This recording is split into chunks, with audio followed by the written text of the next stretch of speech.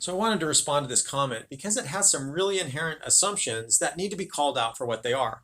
Specifically, I'll make an analogy with your car. Now, you don't want your car to have a leak. It's desirable for it never to leak.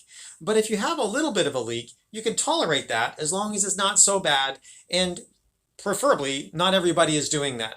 Now, a car might be a bad analogy because it's not necessarily a greenhouse gas free source. Even electric cars, usually the electricity is provided for by greenhouse gas emitting coal or oil.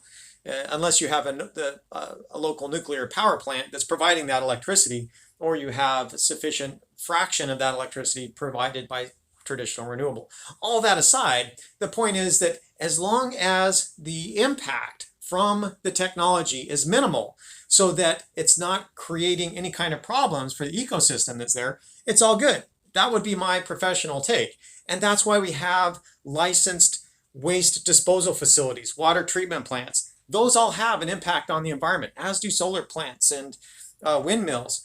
They have an impact, but as long as we do it in a way that's sustainable, it's okay. That's acceptable. Now, you can always improve on that, but just because there's a problem doesn't mean that you can't have that technology. You just need to address the problem. And that's what regulations are for. That's what radioactive material licenses are for. You need to be compliant with those. And by definition, if you are, then you're meeting the standard that the society expects for you to have a minimal impact and to be doing things right.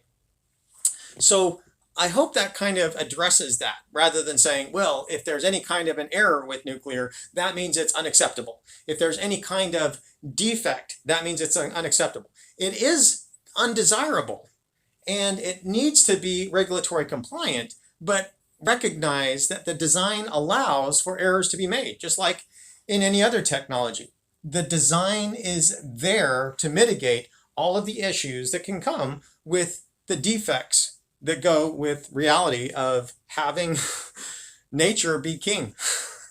I don't know. I hope that helps. I do appreciate these kinds of criticisms that come in. Keep them coming, and I'll keep addressing them if I can. Thanks. Bye.